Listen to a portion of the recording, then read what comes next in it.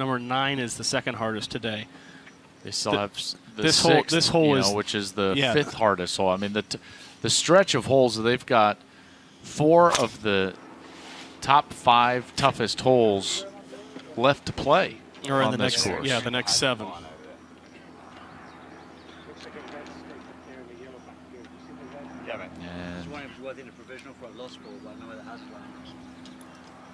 You can tell that they're talking about a provisional potentially with Justin Rose.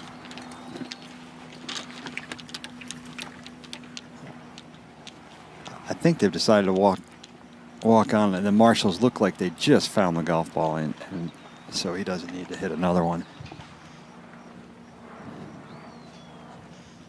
And it looks like they will go locate the ball down left of the fairway.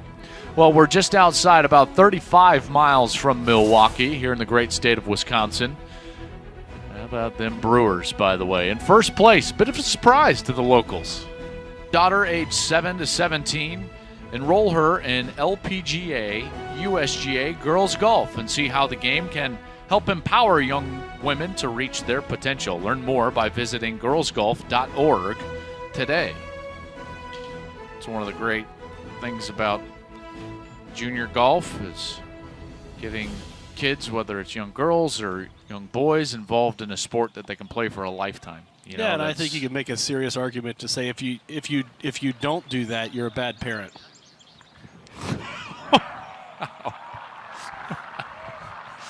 At Ogilvy on Twitter on Father's Day weekend. Okay, let's just say you're depriving your children of a great sport. What about, if they're like, hey, we play basketball.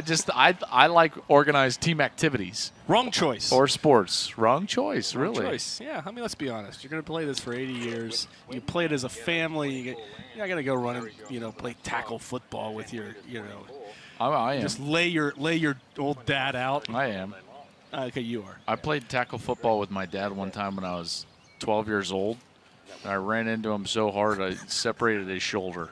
I cried like so bad, like I had just hurt Superman. Oh, that's poor great. Guy.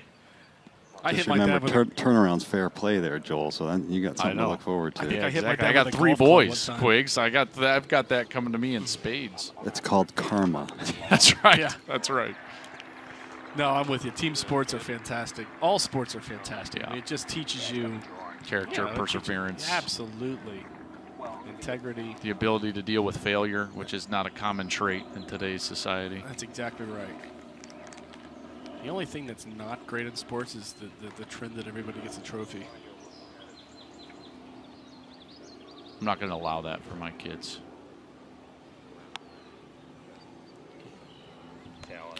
Rosie had a tough time with fairways yesterday, only 6 of 14. Today he's hit the ball much, much better. And yesterday when he was in situations like this, he handled it beautifully. Brett, it reminds me of the 11th hole yesterday. Guys, when he found the fescue and immediately chipped back out, ended up making a par regardless. When we saw McIlroy and Day compound errors, Rose was the one that was playing smart. Yes, and he really doesn't. Justin really doesn't have much out of here. I mean, it looks like just a sandwich out, try to cover this bunker. But Jason Day's first to play at 227, uphill and into the wind. He's got a 2-iron out.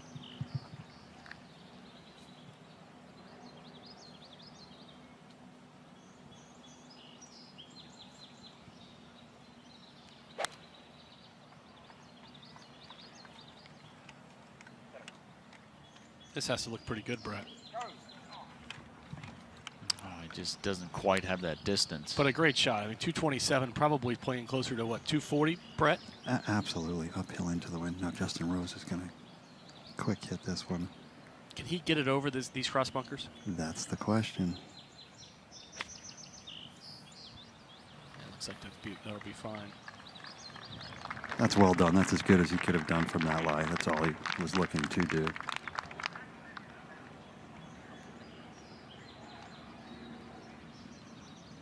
Should leave him about 140, 145. Boy, McIlroy is playing quick today, isn't he? He normally plays at a pretty decent pace, though. Asking it to turn. Rory had 216. He was trying to hit a hard hook with a 4-iron. That is just such a difficult hole location. Looking at it from the fairway, you barely can see the flagstick because it's up against all the people on the hill there. It's going to be particularly difficult looking at it from where Rory's ball would end up. He's going to have to go up and over a slope and then get it to stop fairly quickly. And we have seen Paul Casey bounce back today. He started his day with a birdie, got to tie with Ricky Fowler, gave all of it back. He made an 8 on the par 5 14th, and he has clawed all the way back with 5 straight birdies after that snowman to get back into a tie atop the leaderboard with Ricky Fowler at 7 under par. Siwoo Kim, all he does is win big golf tournaments, folks. The Players Champion. -6 through his 15th hole. Xander Schauffele playing very well with the pressure of the U.S. Open. He, through his first 9, is 6 under par. Second page of the leaderboard has Lee Westwood still sitting there at -3. Adam Hadwin, who had that beautiful stretch of birdies yesterday, is still at -3. Mark Leishman didn't hit it particularly well, in particular off the tee box yesterday, but scored nonetheless, and he has it at 3 under par still through his first 15. A lot of the guys that played practice rounds with him were talking about Mark Leishman and his chances this week. They liked his chances, and they loved the way he was hitting it. 26. So for me, if we are here's Rose. how far this was playing to the pin, I'd add 8 to 9, 35. Yeah, I think it's a wedge. Yeah, no, that's what I'm giving you. I mean, what's the wedge? 34? Well, 35 and up. Yeah, but there you go. I mean, I really like it.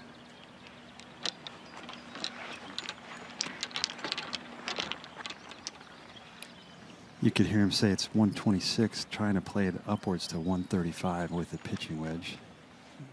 Really important to have a good caddy-player dialogue, and certainly they've had that all day today. His caddy, Mark Vulture, he's just fantastic for us as well, and the viewers at home, talking that strategy out.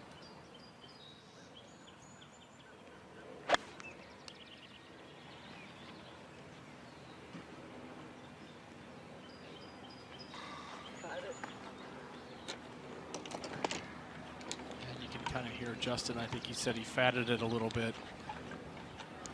But then again, I mean, you know, he hits it left off the tee into the fescue. It's playing a full 3/4 of a shot to a shot penalty, hitting it in that stuff. So gives himself a chance for a long par putt, but worst case scenario, you make 5 and get out of here. It did sound like he chunked that a little bit. You know, these fairways are so tight. If you don't catch it absolutely perfect, you can make you look silly pretty quickly. Yeah, you can see he just got that just a hair fat. You know, sometimes you catch it fat into the wind. It kind of takes a little bit of the spin off and it goes a little bit farther. It goes almost the same distance, but this time the wind kind of aided a little bit. And players are only hitting this green just under 50% of the time today. Only 43% of the time in the championship. So while it's an enormous green square footage wise, those effective pockets make it very small for the landing areas. You can see what Rory had to deal with there. You went up and over a slope, and now it runs away from him. And that's as good as you could expect from there. I mean, unless he hits the flagstick, it's not going to stop. And he needed to get it 10 or 15 feet past. Now this.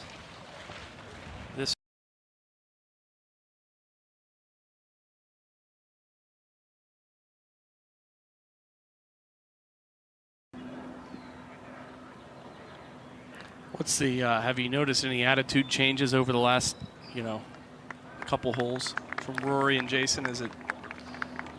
I have not seen anything from Jason. Rory, I mean, he just looks, I like to say, obviously frustrated, but laughing at it, he's almost so frustrated. But Jason Day still seems like his head is firmly in the game here.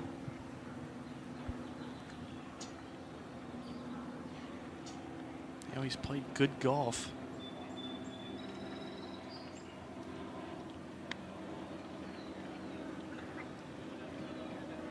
And that's what Jason Day, he backed off. He didn't have the great thought. He was disciplined enough to back off. That is not easy to do.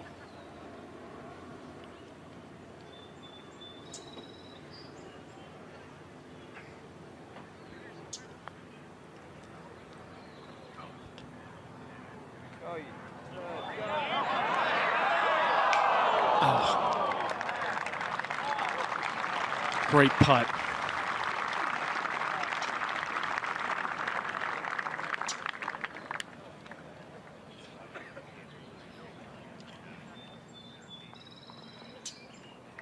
And you could tell Jason knew 6 feet from the hole that was just going to end up being just short.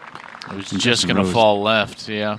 Yeah, Justin Rose quickly walked right in after Jason's putt. He's almost got the identical line and same distance as well. And when you do have an identical line, you love when the player going before you hits a great putt. This should have a chance.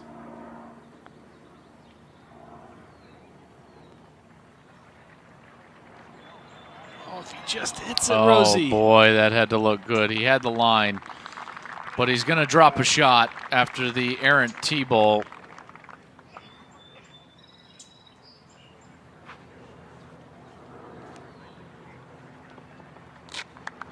And he's at even par for the championship. And that's not going to hurt him. I mean, you're going to see a lot more bogeys, certainly than birdies on this hole. And by the end of the day, you might see more bogeys than pars. And where Justin drove the golf ball, I mean, that could have been doubled easily in the hazard. Yeah, but, smartly, he managed his way to take double out of the equation, guys. That's right.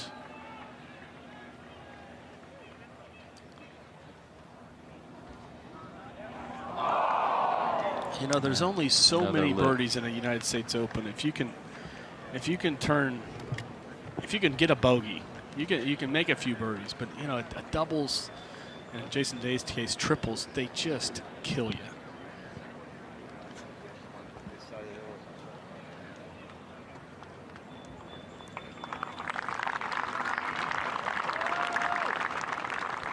The right, and a lot of the guys will kind of play a draw off that bunker today. That bunker is going to be definitely in play. So on the practice rounds, guys were hitting 3-wood sometimes to lay up at this one, and then to a green that's one of the most narrow on the golf course. On this right side, you only have maybe 8 to 9 paces. This whole location today is kind of right center-ish. Over this green, you've got kind of a false back that we're seeing right now as it pans around. If you are 2 feet over this green, you're going to roll down another 30 to 40 feet. And that's where we saw Jason Day hit over the green yesterday and make his first triple of the tournament.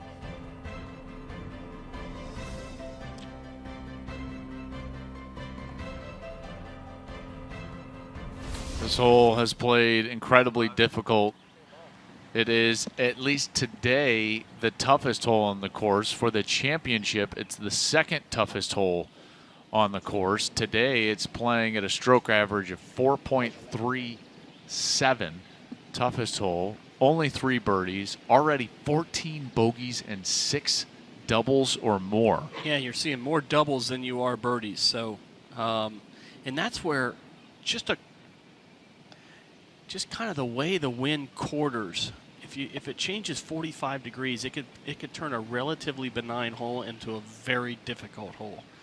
And that's what this wind, I think, has done today. More quartering directly into the players, correct, Brett? Yes, into it and off their left shoulder, and that's what makes it difficult for the guys. Or if they come out of it, it loses a lot of speed. And 291 to that right bunker. Just lost this way right, probably into the crowd, Brett. He probably wants it to be in the crowd. Way in the crowd, please. He just missed the crowd. He almost hit one of the marshals at one hop just back inside into the long fescue. Kind of I'm not going to say a bad break, but definitely didn't get, if it's a 2 yards right, it's in all the trample grass. He's got a shot, and now he's in the Chewings fescue. Yeah, and every player is hoping it gets into the crowd without hitting anybody in the crowd. Absolutely. And I certainly in my career have hit plenty wide where you've had shots when you get it far enough outside the deep line into the crowd line where you can play it from there. Rosie aiming down the left side here. Oh, and you can see that. All right, it might be all right.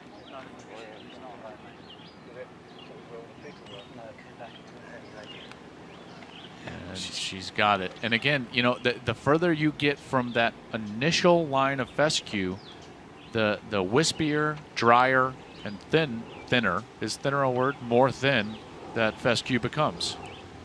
So that's an advantage there. I mean, listen, it's not a great drive. But if you wanted to go in the fescue, you wanted to go further into the fescue. This looks like a good line for McIlroy. Oh, and it's just into the rough. Well, and you saw Justin aim way left there. He was trying to play maybe kind of a low fade and just almost double crossed it.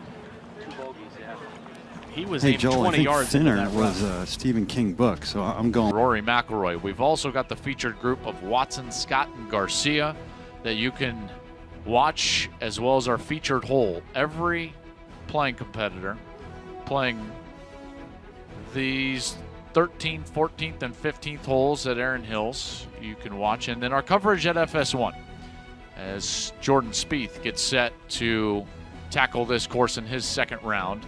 And that'll be a marquee grouping on FS1. We're going to bring you every single shot of that group. Martin Keimer, Jordan Spieth, and Dustin Johnson. That will be our afternoon featured group. Myself, Joel Klatt, in the booth with Joe Ogilvie.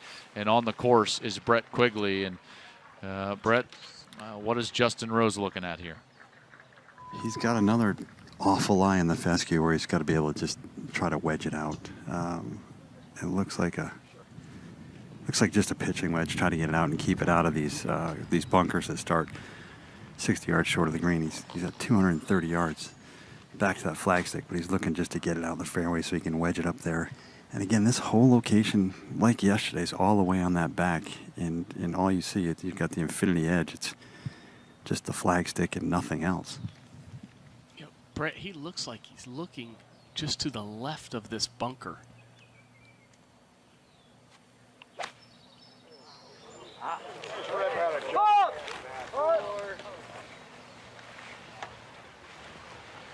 I think that one went directly left. Certainly wasn't up by the green. Did you get a chance to see it, Brett? Yes, it did. It ended up actually in the far left greenside bunker. I call it greenside bunker. It's still 20 yards short of the putting surface. And Jason Day actually caught a great lie. He's in between the heavy fescue where they've cut it down for the spectators to cut across this fairway, so a crosswalk, and he's got a decent line. He's got a chance to run it up the right side here if he can keep it right of that front bunker. What a break. He's in the crosswalk? He's in the crosswalk. It's still heavy stuff. He's got 178 back there, but he effectively could carry this 145 yards and possibly still bounce it up. You know, he's got to look at the left part of this green, does he not, Brett? I mean, no hope to throw it at the flagstick and stop it on that angle, is there?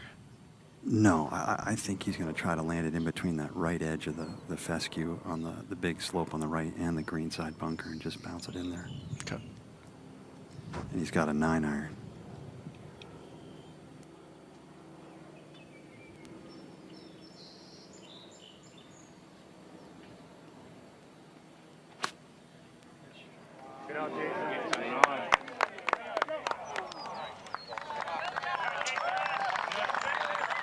Pretty good play there. Learned his lesson from a day ago. Yeah, it's a good play. And, you know, a lot of times when you hear announcers say he's got 180 and it's a 9-iron, that's not the yardage he's necessarily trying to hit it to. And there's Rory.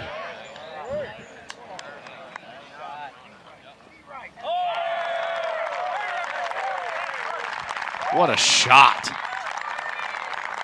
That's where being into the wind helps slow the ball down. And Rory kind of laughs like, you know, where was that yesterday? Well, I was getting back to Jason Day hitting 9-iron from 179.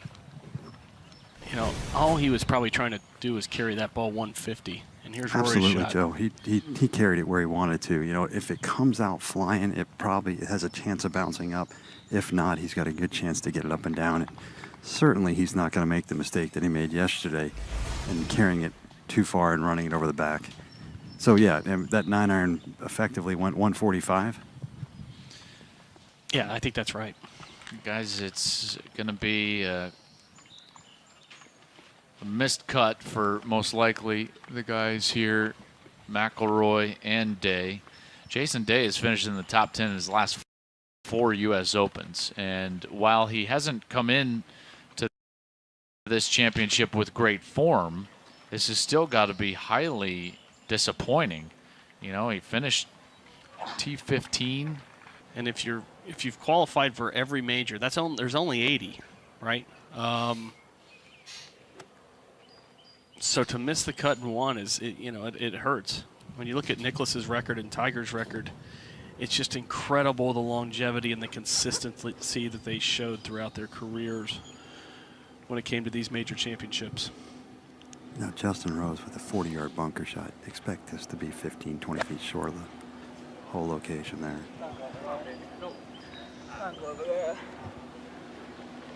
And that's caught the false front.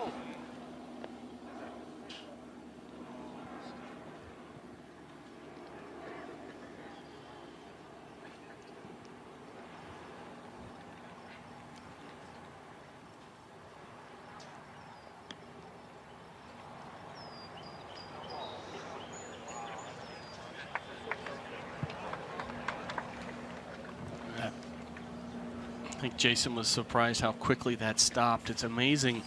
You add a little bit of wind into you off the fairway. You know, I always thought you could almost always short side yourself as long as you were hitting it into the wind off some of these holes. Do you agree, hey, Joe, Brett? why do you think a lot of the players are getting hurt today, or the modern players? You know, look, I just think they're wound pretty tight, right? I mean, they're in the best shape of any golfer ever. Maybe Gary Player would have a problem with me saying that, but I mean, I think that they're, you know, when you have one motion, you know, golfers are I think the only thing that you can equate a golfer to is maybe a right-handed or a left-handed pitcher where they have the same motion over and over and over again. When you're doing one motion to one side, you know, literally hundreds of times a day, and you're in this good a shape, and you don't have a lot of elasticity, I think that the propensity is to break down faster. And I mean, what do you think? I agree. I mean, I just think the guys are so strong and swinging the club. They're able to swing the club so with so much speed now with the technology, whether it's a golf ball, shaft, club head. It seems like they generate a heck of a lot more speed and a lot more force and more torque on their body.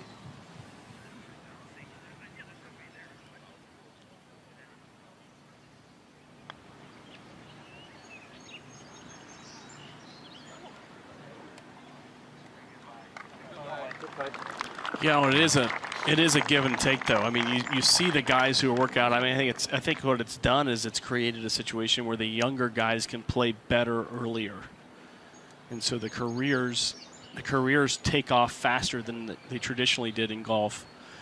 What's unknown really is if their careers end quicker as well, and they have more of an athletic career. I think that's unknowable. We won't know for another 10 years whether that's the case. And, you know, the trainers and the physios or whatever, they're constantly learning and they're figuring out what works and what doesn't work. So we still don't know a lot about the human body. You know, to your point, Brett, how much max effort swinging of the golf club was done 20 years ago versus what's done now and what I would call kind of the post-Tiger era? Before, I'd say, you know, 1 or 2 shots around where a guy's trying to hit it as hard as he can. And I think we've seen Jason Day in the last 6 months ease off that. But I know, too, the last year and a half that he's played, he's talked about it, swinging as hard as he can every single time. Yeah, and that's a function of the golf ball, right? I mean, it doesn't spin as much, so it's not going to curve as much. And that's another miss.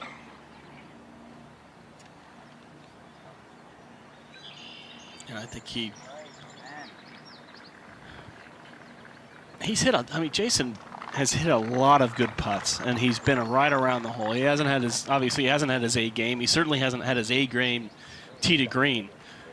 But he has putted. I think he's hit his lines. I mean, if he goes back and watches the tape, he's hit his lines on virtually every single putt he's made.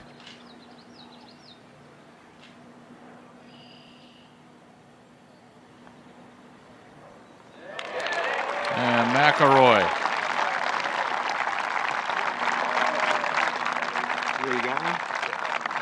With a birdie on the toughest hole of the day here as he gives an eye roll. Yeah. He can make the game look so easy. Oh, he's just so talented.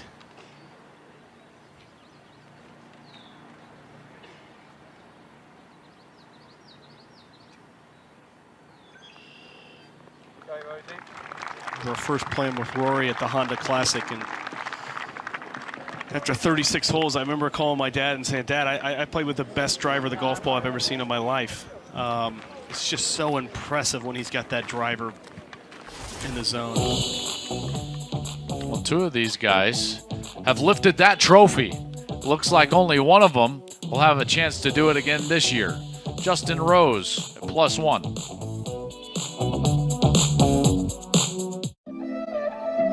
T with our featured group, McIlroy.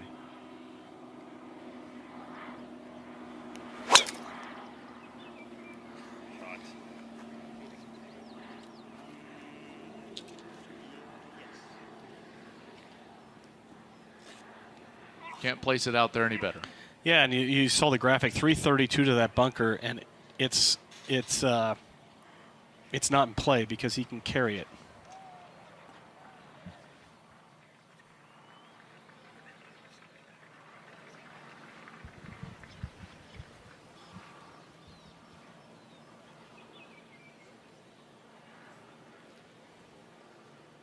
A little bit out of the right, Brett, or is it straight down? Helping off of the right, help that draw a little bit.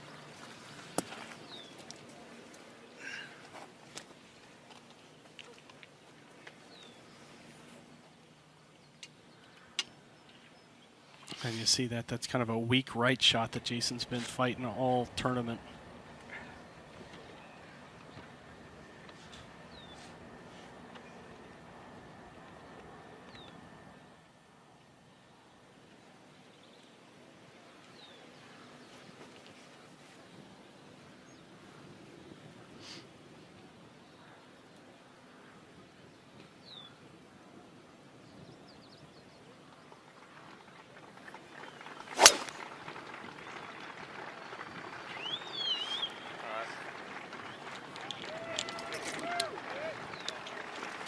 And he just held on to it enough. You saw him kind of whip that club around at the top.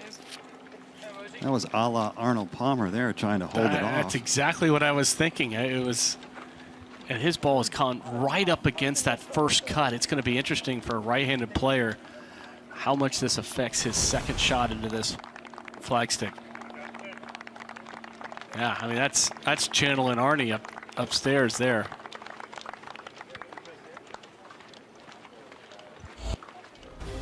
All right, let's take a look at this fifth hole. The fifth hole is playing as one of the easier holes on the golf course,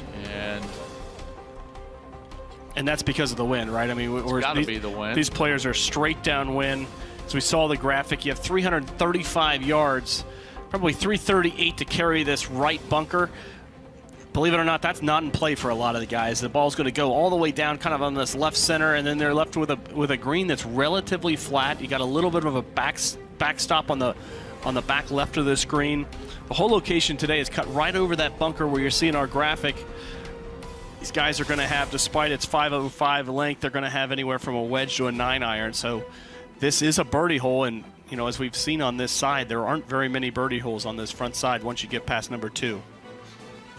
The longest drive so far was Cameron Champ. He He hit it 365 yards. He's leading the field right now in driving distance, over 340 yards on average. He had 147 left into this green, which about 70% of the competitors are hitting. McIlroy, he hasn't missed consecutive cuts at a major, and it looks like he's going to do that here. That U.S. Open last year at Oakmont, shot 77, 71, and missed the cut. And what do you attribute it to? We've talked a lot about the putting. He's obviously fighting the equipment, switching putters around. He's missed some right, missed some left, swung it much better today off the teeing grounds than he did a day ago. But, guys, your thoughts on where Rory McIlroy's game is? I would say rusty, just by not having played enough just to be tournament sharp. And Joe had talked about that a little earlier in the telecast about needing some reps, and you guys both starting the season, and you just need to play. I always needed to play a few events just to get tournament sharp, where you feel like you've got control of all aspects of your game, and you know what's going to be thrown at you. Yeah, and I think that he just needs to play more, and he needs to go on an extended stretch where he's not hurt. I mean, we see when he is feeling good physically, he is tough to beat. If he's not the best players in the world, or one of the best players in the world, he's or the best player in the world, he's one of the top three. There's no one that can dismantle a golf course quite like this, and that kind of feeds off his own momentum. But we haven't seen him healthy for an extended period of time in a long time. I mean, he wins the FedEx Cup last year in dramatic fashion, and it was awesome. But then just kind of nagging, lingering injuries. So hopefully he's going to go next week and start to get some momentum and be healthy the rest of the year and be ready for the Open Championship, the PGA Championship, and the FedEx Cup. This is going to be his fourth missed cut in a U.S. Open. He missed the cut in 2010. He also missed the cut in 2012. Sandwich in between was that win of 8 shots, shooting 16 under par. He went 65, 66, 68, 69 at Congressional. But this will be his second straight missed cut at a U.S. Open. And I would ask you the same conversation, guys, about Jason Day as we see him, get ready to hit. Where's his game right now? Took some time off for his mother. He's been fighting his health as well. So it's and when you're not healthy, you're just not sure and swinging all the time. And now Jason Day's got it close to where Jordan Spieth had it yesterday, and he looks like he's got a 9-iron out as well. His lie's not as bad as Jordan's was yesterday, but just looking to get one out and running down the fairway.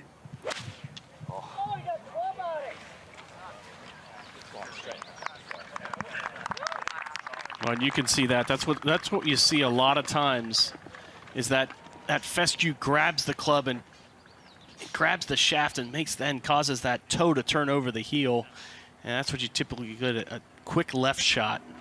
You'll see it there. That toe turning from his right to his left over that heel, causing it to go straight left. Now Rory from 150 with a pitching wedge, probably only playing about 135 yards, and he can throw it right at it.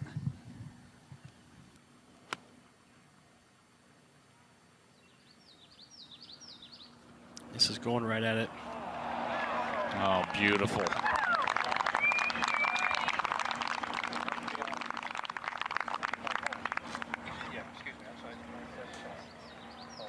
And he just might run the tables and birdie out.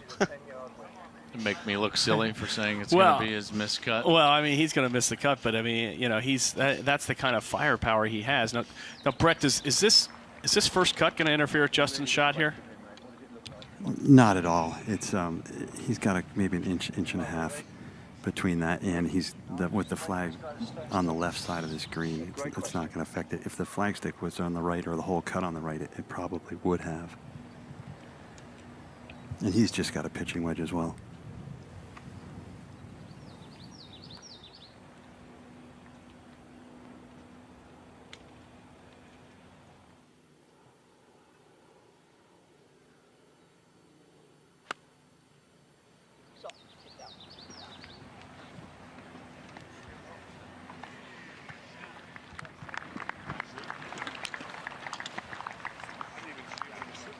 Not bad for Rosie. He can make that putt.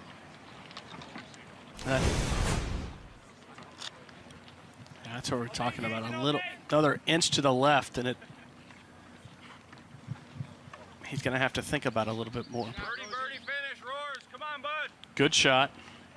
You know, when you have some of those visual imperfections, like up against a collar or something, I feel like it's the amateur's mistake to try to swing too hard through it, as if they're trying to negate whatever extracurricular type of things are going on around that impact zone. Yeah, and I think that's right. Whenever you have anxiety as a golfer, I see it all the time. Whenever I have anxiety, your tendency is to grip the club a little bit harder. People, the old phrase, he's gripping it too tight. Same thing when you're throwing a football or throwing a baseball. If you're gripping that football as hard as you possibly can, it's going to be very difficult to throw for distance or accuracy. As I say, like I'm the expert, but I know, I totally agree. I mean, you're exactly accurate. That's, you got to have touch. Got to have touch. That's right. You got to. In any sport that's a ball or a club sport, I mean, you gotta be gripping that handle or that ball as light as you possibly can to still throw it accurately, or still swing it with precision in golf's case. So again, you're going to see that Fescue grab the club. He was trying to hold on to it, but the thickness of the fescue still caused it. It wraps around the shaft, and then it doesn't let go. So it forces that toe over the heel, and that's how you get that left shot that you see sometimes. Jason, I'd say you see all the time there, Joe, because he did it on his second shot and then again on his third shot out of that fescue, and now with his fourth shot here, he can run it probably 8 or 10 yards, or land the ball 8 or 10 yards short of the green and run it right in there. It's straight downhill to the hole.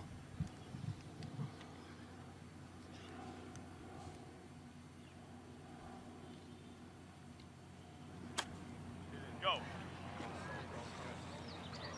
In there.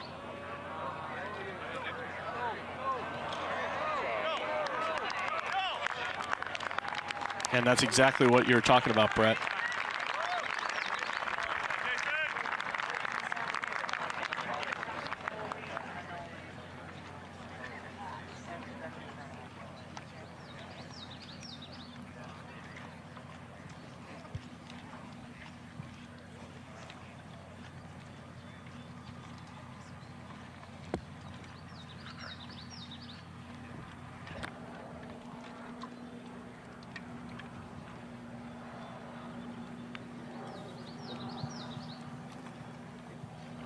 Justin with about 18, 20 feet.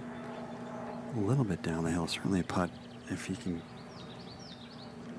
get the proper line. I feel like he can take a run at this putt.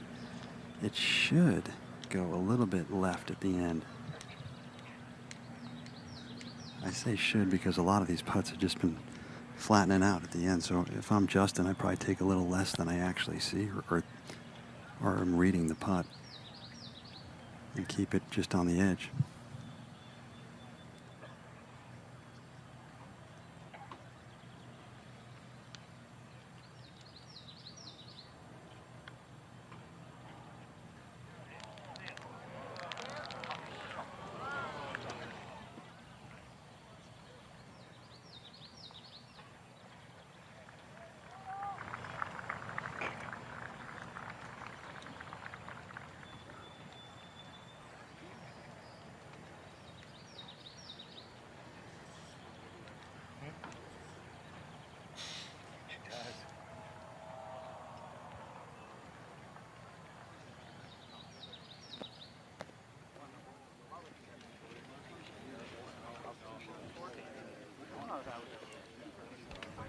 And you can see the kind of player Jason is. I mean, he's going to miss the cut, but he's grinding over this bogey.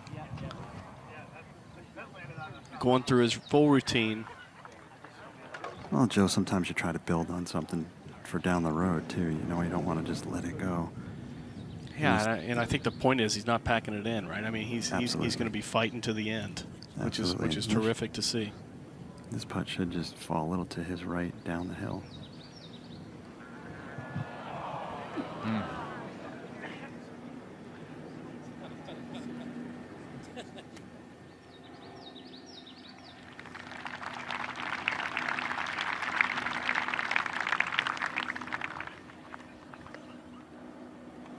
It's a double bogey for Day.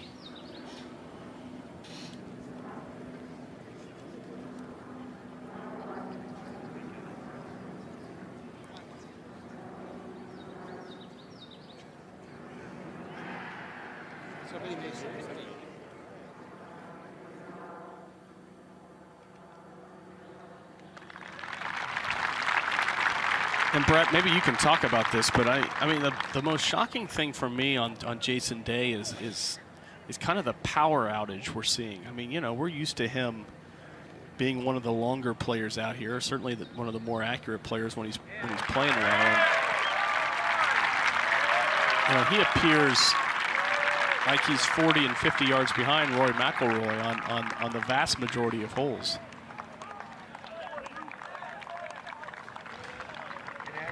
By the way, the 4th and 5th are two of the toughest holes here at Erin Hills. McIlroy, that's what's so crazy about his week is he's got the talent to just bring this course to its knees with his unbelievable shot-making ability and power off the tee. But this guy, he hasn't. Well, I don't think at least mentally handled some of the issues of the fescue properly. Course management yesterday, making too many mistakes in that regard. And, you know, this is golf's ultimate test. And it takes you can't just go out there and be a freewheel like, hey, I'm just a shot maker. Because it takes all three elements. And it takes all facets of the game. And this is the 6th. The whole location today is on the back left, which is accessible. I think yesterday Paul Casey was the only one to hit it within 20 feet of the flagstick yesterday. So you've got a long par 3 that's because of where the whole location is. Yesterday you saw few if any birdies. Today you're going to see a little bit more birdies. This green runs from the front. Once it gets over that false front, from the front kind of to the back left. So players are going to be trying to hit the ball in the front right center of this green and just let the natural slope of the green push the ball to that back left hole location. This is the toughest hole of the week so far, the 6th hole. A lot of that had to do with the wind and hole location a day ago. It played as a stroke average of 3.385. Today it's 3.2, 5th toughest hole. So because of that more accessible flagstick, the players have a much better chance at getting in a position to potentially birdie this hole. We've seen 6 birdies so far in round 2, only 4 in round 1. You know, and this is what I said a couple holes back. I mean, it's 250 yards to this hole location. These players will probably be trying to land the ball somewhere in the 220 range. That's enough to get over on top. Yeah.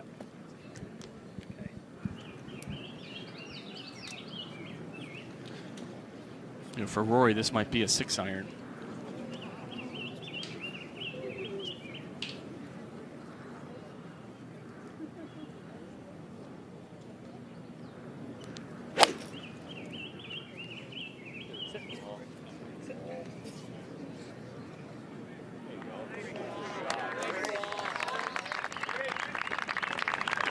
That'll funnel down really nicely. That's a beautiful shot. It's a beautiful shot. He hit it right in the front third of the green, almost on the upslope, so it deadened it. So you know, that goes to show you any ball that's hit above the false front will have a hard time stopping on this green. That's right, Joe. And I got to think that when they got up to the tee, they were trying to cover that, just that false front there, maybe land it 10 on, like you said, that 220 number. But you saw that ball bounce up from landing in the hill there. And now Justin Rose with a 5-iron. But the key thing is you have to hit it. You have to hit it at least to the, you know, upper third of that false front, or it's gonna hit and come all the way back down, and then you're left with a, you know, close to a 45-yard chip. So you've got to get it over that false front. Right, and it's straight downhill downwind. Yeah, so even if you're over the screen, that's not a bad place to be with this whole location.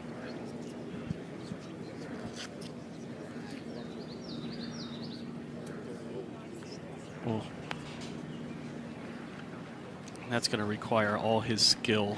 That ended up in the rough over the bunker. He's going to be faced with a severe downhill shot, very quick, just get with a loose green a running bit. away you from know, him. about 4 holes in a row now that we've Yeah. seen just some loose shots from Rose. Well, and he, you know, as we alluded to, this is the most difficult stretch of the golf course.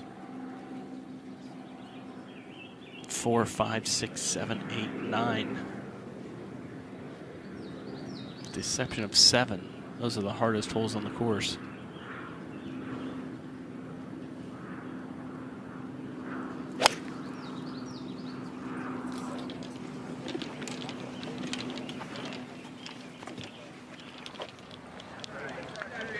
And that's what you'll see a lot of players today.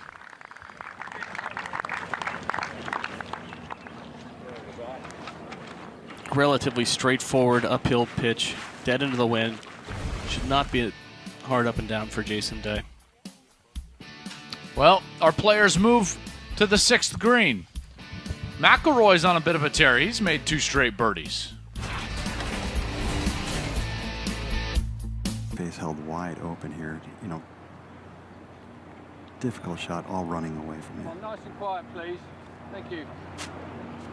He's 11th on tour in strokes gained around the green, but this will take all of his talent.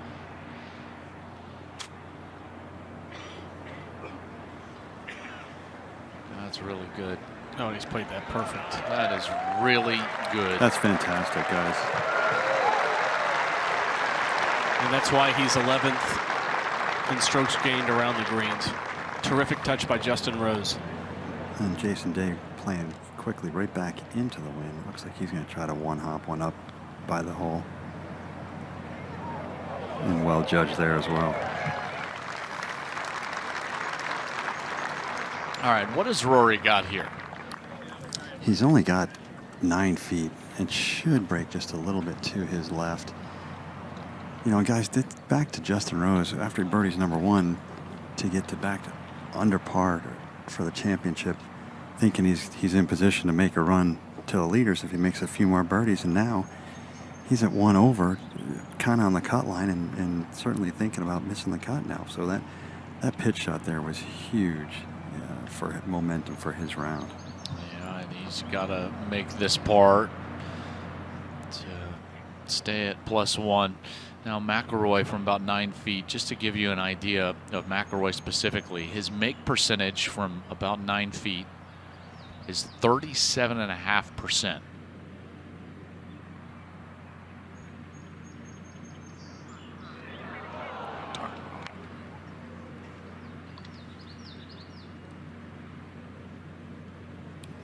Another putt that just was overread. It was perfect speed. Looked like it hit right on his line and just didn't go in. And that would have been a little bit of a tease because he would have gotten a 6 under. Needs to get to probably 2 over, or sorry, 6 over. Needs to get to 2 over, but he's got a par 5 that he can would reach. have been. So I mean, now it's mathematically, you know, sort of impossible. But yeah, he makes that putt, it becomes okay. That was your tweet from earlier today. So you're saying there's a chance. Yeah, so you're telling me there's a chance. Now Rosie with an important par save.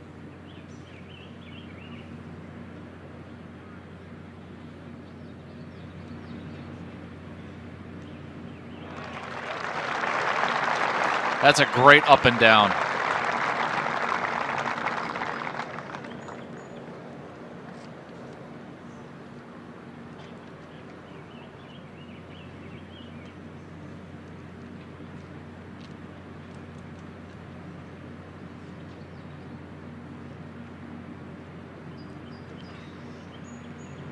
Not much to this, is there, Brett? No, not at all. It's more of a formality here.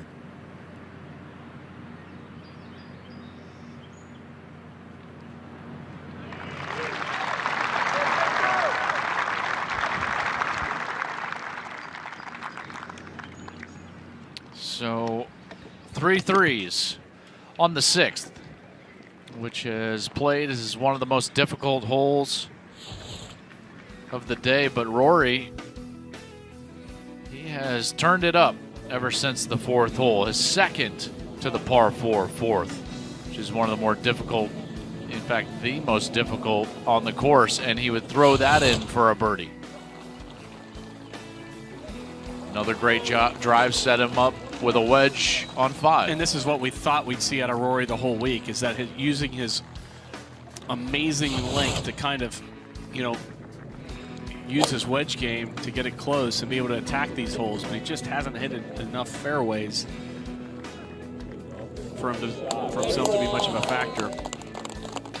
This is a great shot here. That was a great shot there on 6. He was unable to convert the birdie, but he did make a par. McIlroy is at 7 over, Jason Day 9 over par, and Justin Rose is 1 over. And these are some serious important holes for Rose, as the cut looks like it's at +1, may move to 2, but he's going to need to play well to play the weekend. Yeah, and the USGA's got this hole playing at 578 using the 13 ground up. And the fairway on the 7th is one of the narrow on the golf course from the drive zone all the way through to the putting green. It's one of the more strategically bunkered golf holes on the course. You can see these two, the first bunker in the left center, and then this one right here in the dead middle of the green. That's going to come into play today as the players try to reach this hole in 2 despite it being into the wind. This green, you've got a massive kind of a false front right there that you're seeing on the front left and the front right. That hole location today is kind of in the middle right-hand side of the green. And those arrows kind of show you what they're left with. If they can get there in 2, this is a hole location that they can make eagle. Well, Rose is going to need to hit the fairway. He's done a better job of that today. He only hit 6 fairways yesterday in round 1. He's already hit 12 fairways in this second round. But they will have a little bit of a wait here as the group in front will have to clear the fairway. That group includes Paul Casey, who's our championship leader, along with Xander Scheffler and Ricky Fowler.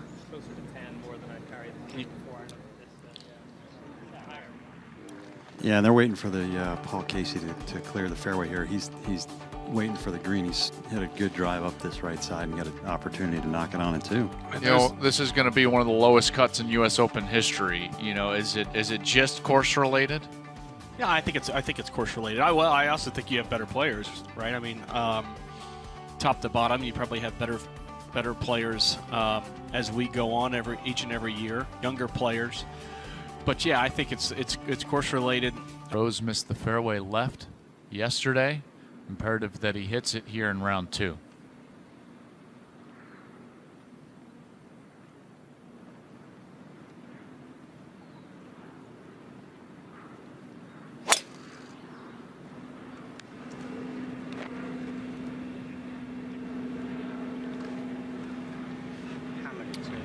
Missed it left again. Yeah, a little bit of the same, almost the exact same swing as yesterday. Because they're playing that up tee, assuming he draws a reasonable lie out of the fescue, he should be okay to get to the green in 3. But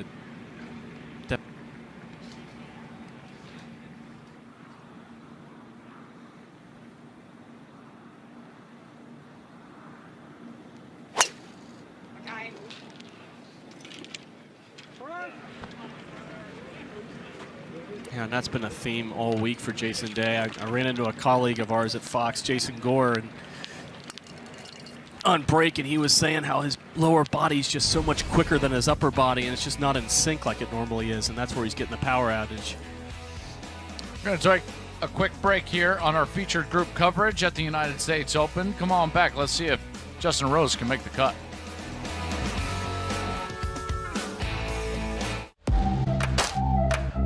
Next June's 118th U.S. Open at iconic Shinnecock Hills are now on sale.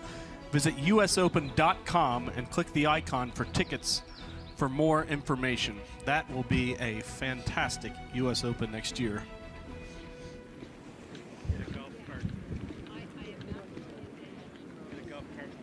I talked to Ben Crenshaw about a month ago, and he said that he and his partner Bill Corr have added 500 yards to Shinnecock Hills.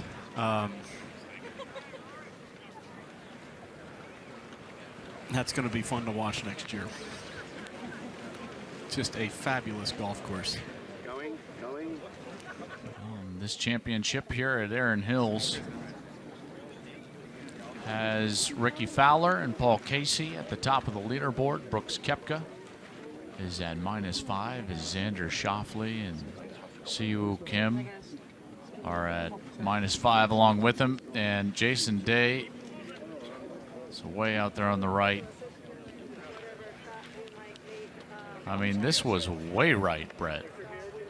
It is crossed over into the 18th fescue, so yeah, he's a solid 40 yards right of the right edge of this fairway.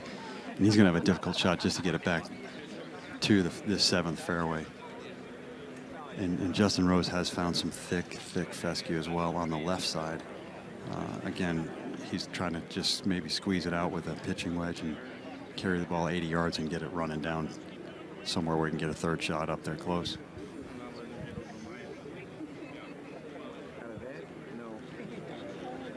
Justin will probably be first to play, I assume, because Jason's going to have to. I mean, Jason's going to have to move hundreds of spectators just to be able to play, I assume, Brett. It looks like Justin's ready to go, and I don't know if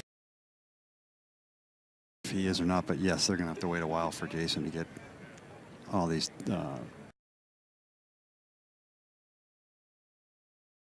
spectators out of the way. And there are big crowds out here today. It's impressive to see. And so these people love sport.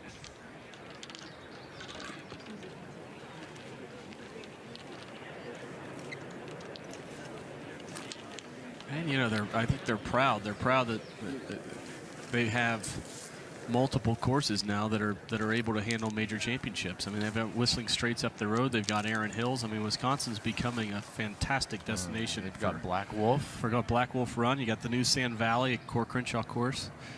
I was actually able to play that not too long ago. It was fabulous. And I think Jason just went over the spectators there.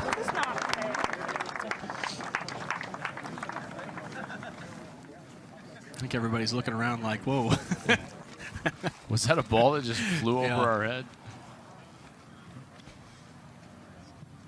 Now Rose, he's just chopping out as well, Brett. And Rose, Justin just advanced about 75 yards up the left side of the fairway, but did avoid the bunker, so he's going to have his third shot from the fairway. Now McIlroy, he is in prime position. He hit that ball, according to ShotLink, 326 yards. And see Rose chopping out those gouges of fescue coming out with the club have become kind of a staple of this U.S. Open. And you looked at those hands were always ahead of the club head. Wanted to make sure that he came down right on top of the ball. Rory, Brett, it tells me 326 off the tee, into the wind. And what has he got, about 250? Yeah, 251, pretty good, just about 3-wood into this wind.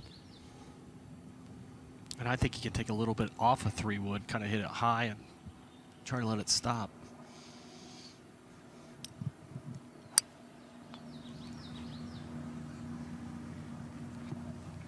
He got the height. Oh my goodness. That is unbelievable. And it's maybe Yeah, here's where we talked about, we questioned whether he should have played the week before. And, you know, these last 5 holes, you know, if a guy came in late to Erin Hills and said, I want to go watch Rory McIlroy play, You'd think he's 10 under par. You picked him up on the 4th hole, and you're like, well, how many is he leading by? You know, it's amazing when he hits the driver in the fairway and he has everything in sync. It's impressive to watch. Well, it's a guy who's won 4 majors, and you know, everybody predicts we'll win any more. And you can see why. Yeah, he gets in rhythm. It's over. You know, you have Dustin Johnson that can dismantle a golf course like Rory can, but you know, the list is very, very short. And I think that's why he's, despite, you know, when he's coming back from an injury, he's always on the top of the list of favorites, because if he gets hot, he tends to stay hot. Now, Justin, a huge shot here for him. Brett, what's he have? Yeah, he's got 188 yards, and he's got a 5-iron out. The wind's kind of laying down. It seems like a lot of club right now. On average, he puts these about 25 feet.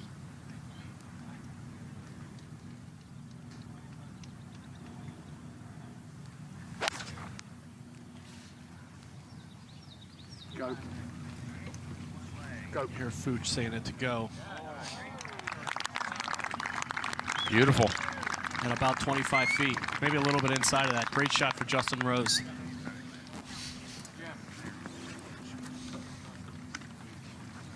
And when he needed it, and he does need it, and he's hovering right at that number, and we'll try to keep you updated here over the last couple of holes exactly where, at least here during this morning wave, that cut number starts floating to. Right now, it's still at +1.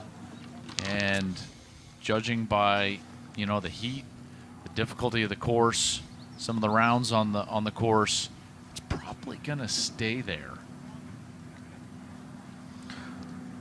Well, yeah, but keep in mind, if this wind stays like this, this course is going to dry out. I think the greens will get firmer. They'll get faster.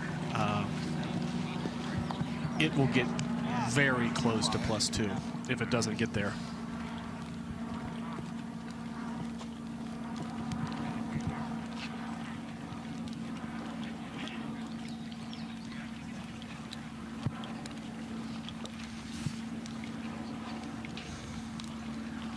Rose on that number, +1 on this par 5. He's got a good chance at a birdie. And he has made the cut in 16 of his last 17 PGA Tour events. His U.S. Open record not quite as good, but when you look at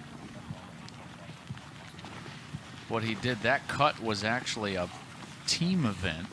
It was at the Zurich, and his teammate was Henrik Stenson. His teammate was Henrik Stenson. You know, if you're gonna pick some 2 guys to play together that might have a chance there.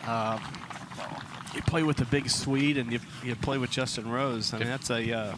Personally, I don't think they should count that as a cut in a team event. I would agree you know, with it's kind of like a match play event, right? It's not a cut event. They made a cut. It's a team. However, if you take that out of the equation, actually the player with the longest cuts made streak on tour is Brendan Steele, who is playing very well in this U.S. Open. He's 4 under for the championship after a wonderful 69 in this morning wave this morning. And right behind him is Justin Rose. So the 2 players that have played with the most consistency, and Rose being one of those. Rose finished, of course, 2nd at the Masters, lost to Sergio Garcia. He made that great birdie, but Rose had made a bogey and kind of. And that was a great battle. I mean, leaked that out to the right. Wasn't that a great Masters? It was fantastic. You know, and I think it's been a very popular Masters champion with Sergio Garcia. Been you know, going through everything he's gone through and the potential that he's had from such a young age, to win it in that fashion was fantastic. And Justin Rose showed nothing but class, as you would expect, in the playoff loss. Yeah, and Justin Rose winning the Olympics too. I mean, he's had a That chance was cool. I mean, I think by all accounts the Olympics went over just about as well as you could possibly expect. It was just tremendous. Yep, and Justin Rose, all three guys play the same manufacturer golf ball, but Justin Rose's golf ball has the number 99 on it, and the number is in gold. So, I mean, a reference to the Olympics, which is pretty cool. Very cool. That is pretty cool. When Justin Rose no longer competes in this game, he's going to look back at, as of now, 2 moments in his professional career. You think if The 18th in Marion and Rio. you think winning the gold medal. if when Dustin Johnson and Justin Rose play together, that Dustin kind of wants the number 99 as kind of a hat tip to his father-in-law? It's got to be, you know. Well, the gold medalist gets the choice. I guess that's a good point. I think they can have the same number, but Dustin's number 99 is not going to be in gold. Get in there. Oh, Get in yes. there. Hey. That is a huge birdie for Justin Rose. Unlikely birdie after that drive, and with a 5-iron to make a birdie here on the 7th that is is fantastic. just huge, especially going into number 8 and number 9. Number 9, the little short par 3, playing amongst the hardest holes on the golf course at only 153 yards today. Third hardest on the course today. Now McIlroy after that amazing 3-wood. This for eagle.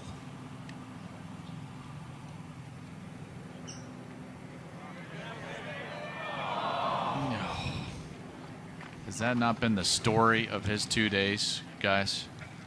Yeah, it has. It, you know, he's had a trouble holing putts. He's had trouble first day anyway, keeping the ball in the fairway.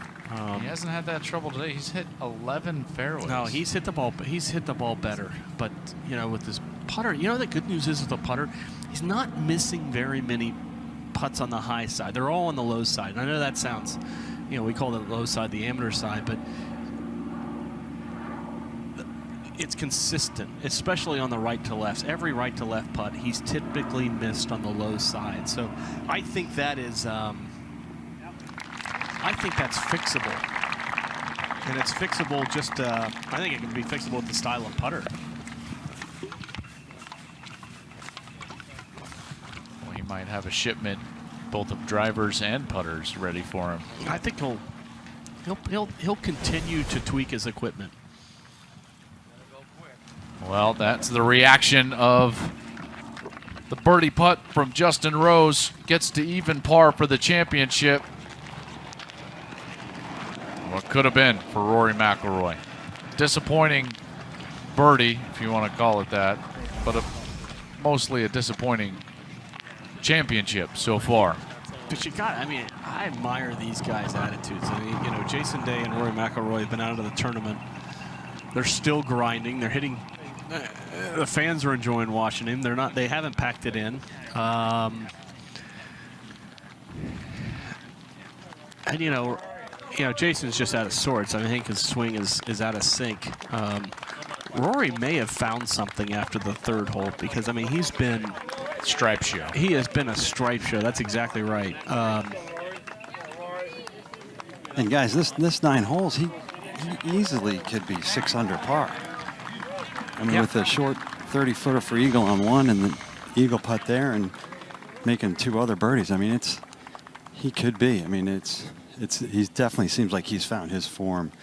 And Joe talking about not playing, certainly that 27 holes now where it took him a little while to warm up, and now he's playing great golf. Well, let's look at this 8th hole. Really cool looking hole. And with the wind down and a little maybe off the right, maybe directly behind them, the line for these big hitters is going to be, Joe, right down that rough line, maybe even all the way over the fescue and then up this ridge. Yeah, that's exactly right. And the tendency is to aim too far left here and try to cut off that little dog leg. I think the smart play is down the left center. You don't have to go all the way up in that fescue. Leave yourself. These guys downwind are going to have a wedge to a green that's sloped. The back half of this green is sloped severely back to front. So anything that lands in the center of the green and rolls up that hill will come down, 10 to 15 feet. The key thing here is to avoid that false front on the left and make sure you get it on the putting surface because it will roll. We've seen balls roll down 40, 45 yards. It's a hole that, we say it on again and again, it places a premium of hitting it in the fairway, and it's one of the few dog legs on this golf course, so it makes hitting the fairway just that much more difficult. Today it's playing 487, and I think you can say only 487 because it's straight downwind. We are waiting because Paul Casey is waiting on Henrik Stenson. Stenson is up on the green here at the 8th.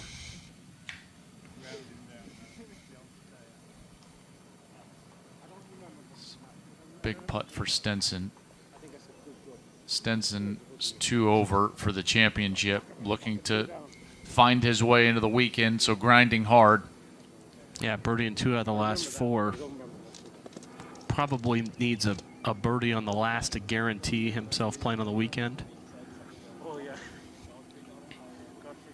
And as Paul Casey gets set to hit, Wisconsin, they love their outdoor activities because they only get a few months out of the year where they get to be outdoors, right? Well, one of those activities, a bit of horseshoes. I'm just lucky for voicing over that really cool piece there. One thing, I guess a couple of things I do know, being around this area for the last few days and really, covering college football, being around football, they love their Packers and Badgers up here. Go Badgers. Go Badgers. You gotta love the Packers. Oh, yeah. My goodness. I was walking around in a practice round, and we were talking about, a few of the guys are big college football fans. So they'll ask me about their team, like Zach Johnson will ask me about Iowa. Spieth asks me about Texas, things of that nature. Does it usually Gary go... Woodland's asking me about Kansas, right? Who, by the way, is going to be better this year. I don't know if they'll go to a bowl game, but they'll be better. And sure enough, this lady who was behind the ropes, really nice lady, kind of screams at me, Hey, Clat, the Badgers, they got a new defensive coordinator this year, don't you know? I know, ma'am. Jim Leonard will be just fine for you. Don't worry. Oh, that's great. Some of the nicest people in the world. I'll be going to dinner with a few of them tonight. Mashed potatoes! They love their mashed potatoes. I'm telling you, you're exactly right. If you were to just drop down 4th hole on, you'd say he's leading by 10 through 2 days. Yeah, this has been a stripe show on this back 9. I mean, despite the bogey, 10, 11, or sorry, yeah, 1, 2, and 3. 1, 2, and 3. But number 1 was a bogey. I mean, that was a forced error. By the way, hit every one of those fairways. Yeah, it's maybe he found something. I don't know. That was McIlroy's 10th straight fairway, actually, that he has hit today. And guys, he didn't grab Justin's driver, did he? I haven't been close enough to. Have they been sharing? To the tee grounds to see. Sharing. Maybe he grabbed Justin's driver because he's hitting it hard and flat now.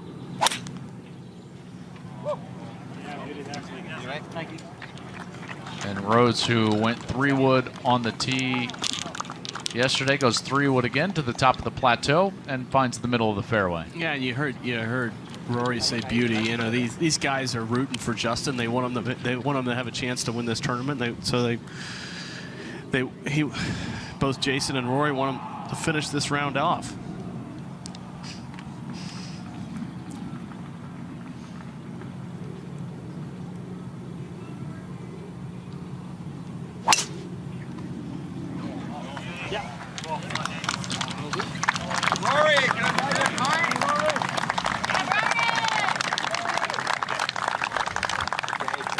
Jason Day finds the fairway. So 3 good tee balls here on the 8th as Rose, McIlroy, and Day play their last 2 here on a Friday at Erin Hills. Brett, what's the distance that you're going to have for Justin Rose? Justin's got 188 yards, and the difficulty about this second shot is this whole location. It's just sitting right on the front of the front edge. I mean, there's a little bit of a false front. And certainly from Justin's distance and Jason Day's distance, they're going to have to keep it left of the hole, and I'd say a little bit long where they could use that backstop and roll it right back down to that front hole location. Yeah, I think that's exactly right, Brett. The bottom of that backstop is basically 15 paces. So, you know, err a little bit on the long side. You can always draw it back and have a, Obviously here, I clearly, you know, 15 to 18 footer. How much was my total? 190. I clearly had this pin up and back and accepting 10, 12 feet. I didn't have anything else.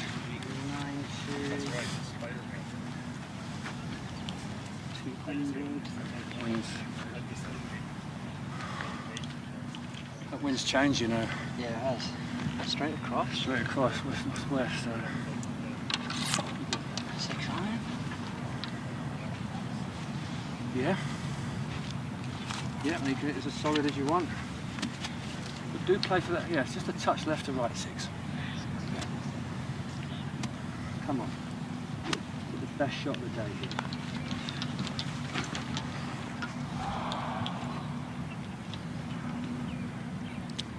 Great commentary by his caddy Fooch.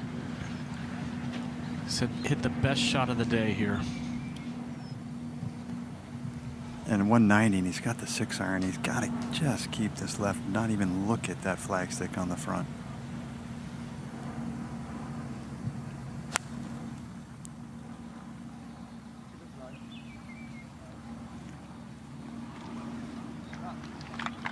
All right, Rosemary. But that was good. That was right where he was looking, guys. Up that hill would probably do pretty good. Yeah, if it comes down right. Yeah, and his caddy said right before he hit it, he said you can hit that as well as you want.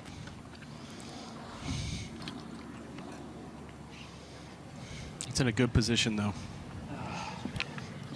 With that front hole location, it's not one of those shots you want to be between clubs, and certainly if you are, you have to take the one that's going to get you past that hole.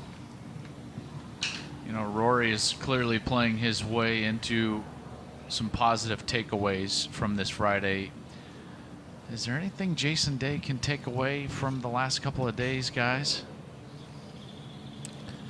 Well, I think other than, you know, his caddy and teacher, Colin Swatton, being there right beside him. I mean, you know, Colin probably knows what he's doing wrong. So does Jason. Yeah, I think they're going to go back to Columbus, Ohio, and work on it. It's a good shot there. And to that point, Joe, I was walking up with Colin off the 5th green up to the 6th tee. I said, Colin, is Jason feeling okay? Is, you know, anything wrong? Seems like he's hit some weak shots to the right. He goes, no, mate, he's just playing poorly.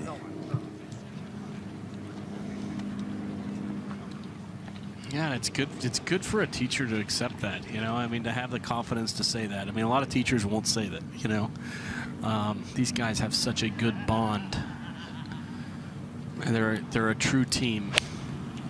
Rory, just a little wedge.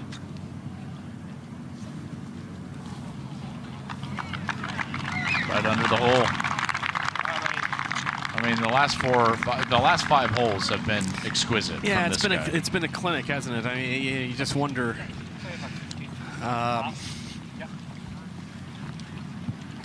He'll clearly take away some positives even after missing the cut because of these last, you know, 5. Let's maybe even make it 6 holes, depending on what he does on the 9th. Yeah, probably. What's interesting though, as soon as he had no chance to make the cut, or a limited chance to make the cut, It happened. he turned it on. I don't know what that means. You know, maybe he was feeling a little extra pressure. Can I, in his defense, just throw something at you?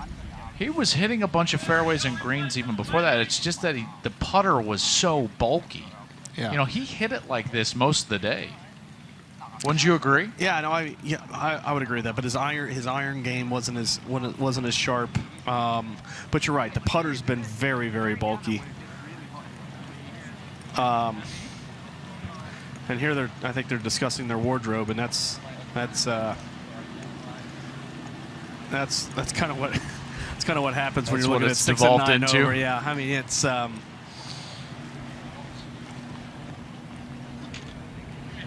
You know, unfortunately for both of them, and They don't have a caller? and the viewers at home, they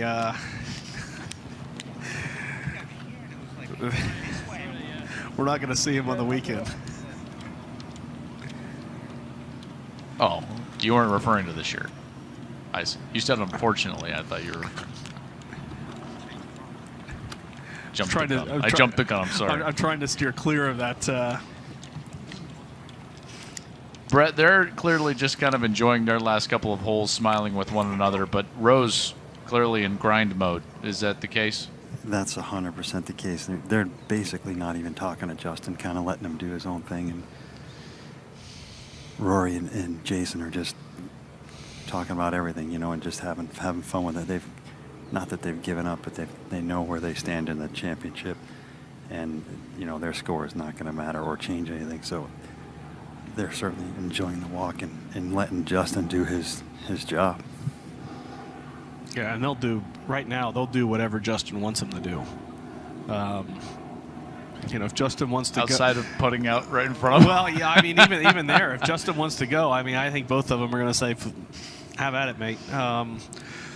So, you know, it's kind of almost a professional courtesy. That's right, Joe. And Justin, it's got a pretty tricky putt down the hill here. It pushes right off the beginning, and then should trickle back a little bit to the left at the hole and downhill the entire way.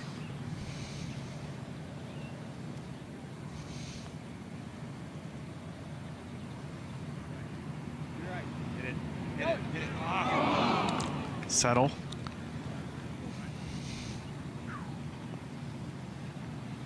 You can see him exhale. Some weeks it's never easy. Yeah, it's just. I mean, and this has been one of those weeks where he has grinded this out. That's exactly right, and you know that's what you typically see in a U.S. Open, right? Greens normally that have so much fire that you're wearing out the 3.5 to 5 footers. You can see those gold numbers, Brett, that you were talking about. We got a slow-mo of the putt rolling right past the hole.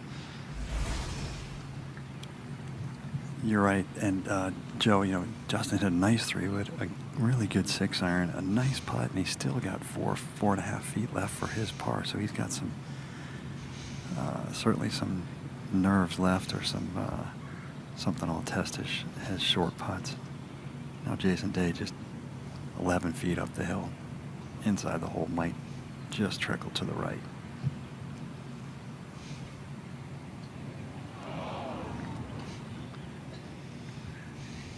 And there's another.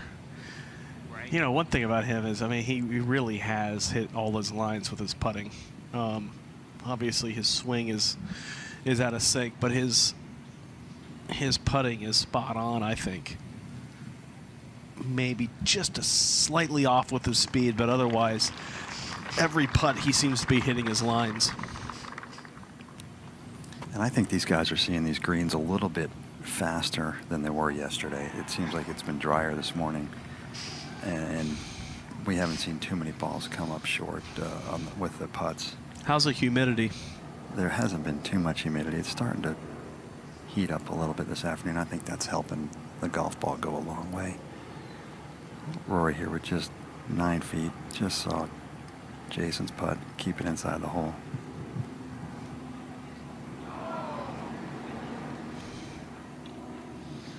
See a slight decel in that stroke. I don't know if it's looked that way for you, Brett. I mean, you don't normally when you decel on the right to lefters, you're going to miss them all low. On the left to righters, you might kind of, blow it by. It's Right, regular speed, guys. This is a replay, and we'll see if that's Just ever so slightly decelerate. I think that happens when you get doubt in your putting. Yeah, and absolutely. any kind of hesitation or any kind of doubt that creeps in your mind on the putt, whether it's the read or the speed. And your tendency is going to be to slow down through impact. This has to be pretty straight, isn't it, Brett? It definitely inside the hole, just back up the hill. Oh, Justin Rose misses from inside of 5 feet.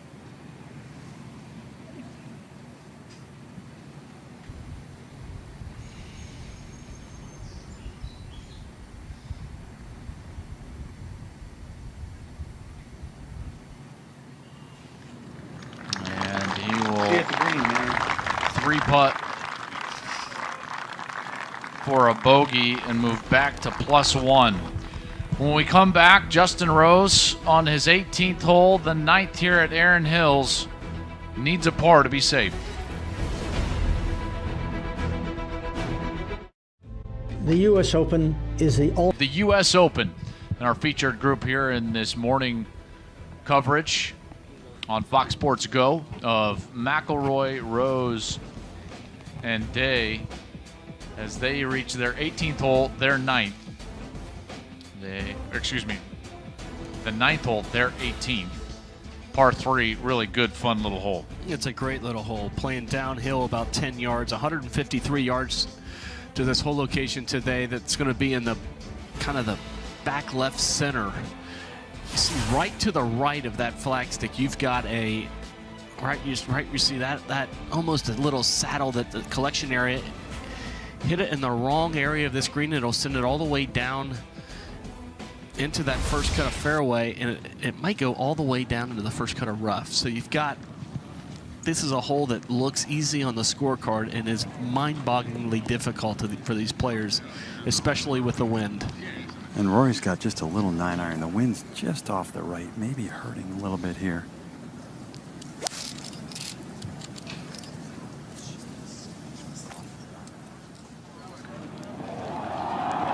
Oh!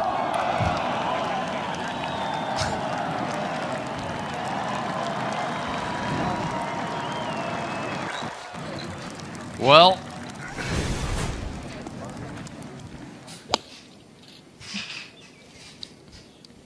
mark it too, dude. I mean, what a great shot. Yeah, here's a guy who for the first 30 holes, and you can see us shaking his head like I can't believe it. Just didn't have it, and then all of a sudden, over the last 6, he plays like the best player in the world. And by the way, they were the 5 of the hardest 6 holes on the golf course compared to the rest of the field. That's the saddle that I was talking about. Let's see where this ball stops. Will it stop there? No, it shouldn't. Yeah, this is going to go. That'll feed all the way down. The USGA let that grow about 1/10 of an inch more than the rest of the golf course, and you can still see it's picking up speed now, but it did stop. Earlier in the week, that was going all the way down almost to the hazard. And yeah, and guys, Jason was probably just hitting a little 9-iron as well, and Justin's got 9-iron. The difficult part about this shot, I mean, obviously Rory stuffs it in there and makes it look really easy, but Jason Day misses it a little right, comes out of it, and it comes down off the green 5-7 yards. But if you miss this just left of this whole location or a yard long, it's going to go over. So it is probably one of the most difficult hole locations today. Jesus Christ. That's what he's done. He's missed it left. And that's going to be really difficult, very difficult. Well, Rory, on 5 of the toughest 6 holes of the course, is going to play them in 4 under par. This was his second to the par 4 fourth. And you see, coming out of the rough, ordinarily it's very hard to spin. Use the wind that's into him to stop that ball. Fifth, just a launch of a drive about 340 yards. Full wedge from 155 to kick-in range. 6th hole, the long par 3, 247 yards, downwind. Have to land it in a very small area just in front of the green and then let it bounce back, and he does it perfectly. And he did that with a 6-iron. Barely missed, just left that on just on the top edge of the hole. Really, that putt could have gone in. It was a good putt. It did not fall, and then just the prodigious length. Crushes a drive at 7, had 251 left into the breeze. It just threw it dead up in the air, let the wind kind of help him to stop it. Perfect shot in here, and this is another putt that he thought he made. I mean, you know, you're talking 4, 5, 6, 7 for eagle. A rotation away from eagle. Ended up just with a birdie, and then on 8 again. Right below the hole with a great iron shot. Below the hole, perfect iron shot. And the final hole of the tournament for Rory, about makes a 1.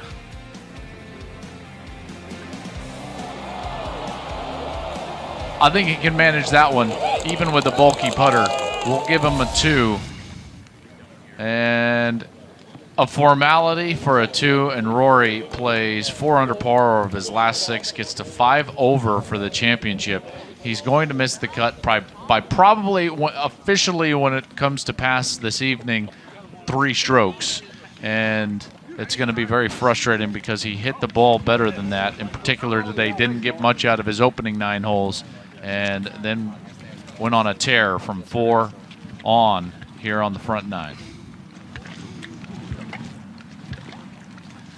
Yeah, it's just kind of, you know, he'll go back, regroup. I'm sure he's going to work with his putting coach and try to figure out. Yeah, I think to me it looks like he's just not comfortable over the putter. The first Jason Day. And really, the question's going to become, Brett, what type of lie did Justin Rose He has drawn a peculiar lie. He's standing in the grass. The ball is in the sand, but he's standing on what only can be described as a Hershey Kiss here mound in the middle of the bunker. So it's going to take. And this is that mounding in the bunker that we've been talking about, right, Brett, where there's just nooks and crannies all over the place? Absolutely, and he's looking a little left because he can't take the club straight back to go at the flagstick. So it's. To me, he's looking maybe 3 or 4 yards left of it. The wind will help him being into the wind, right, Brett? It will, but the green all runs away from him here. So it looks like he's trying to hit it 15, 20 feet left and long. That's exactly what he did. Yep, that's exactly what he did. And that's what he had to do from that lie. I mean, that dictated what he could do. And, you know, I think he's trying to avoid double bogey there and get it on the green and have a chance to make a par. Well, I think double might end his championship, and a bogey might keep him around on the weekend. And so that is some terrific course management and really mental discipline to play that shot in his situation. Yeah, I mean, I doubt he knows where the cut is right now, but I mean, you know, he's got to feel like it's going to move to 1. Chances are. Well, it's at 1. Yeah, it's probably but at the beginning of the to day, 2. it was an even, and I think he probably feels like maybe it goes to 2, but he definitely feels like he's got to make this. You know. Yeah, Joe. I mean, I felt like I always knew what the cut number was going to be, and I'm sure he knows what the cut number is going to be, and probably that's why I just made sure he got on the green with a chance to make it par. This putt straight up the hill, 20 feet, should be breaking a little bit left to right.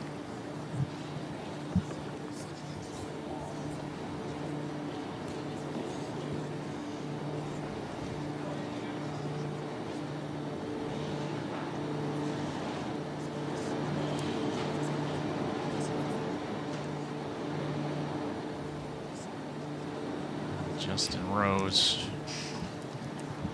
That is a disappointing finish. He still has that left for a bogey finish after the disappointing bogey on 18. Remember yesterday, a 3-putt from about 12 feet. He's going to finish, assuming he cleans that up. 2 over is going to be somewhere in the tied for 70, tied for 69 range. I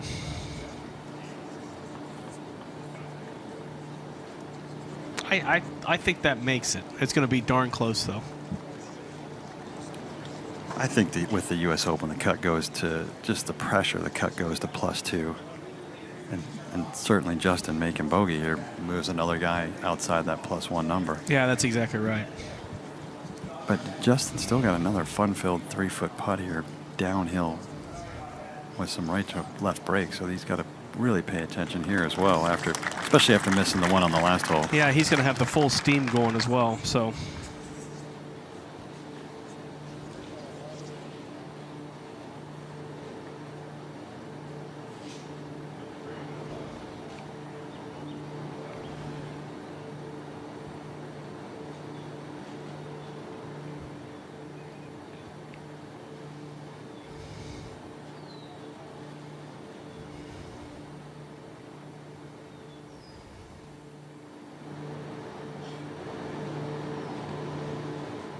And he's able to put it in.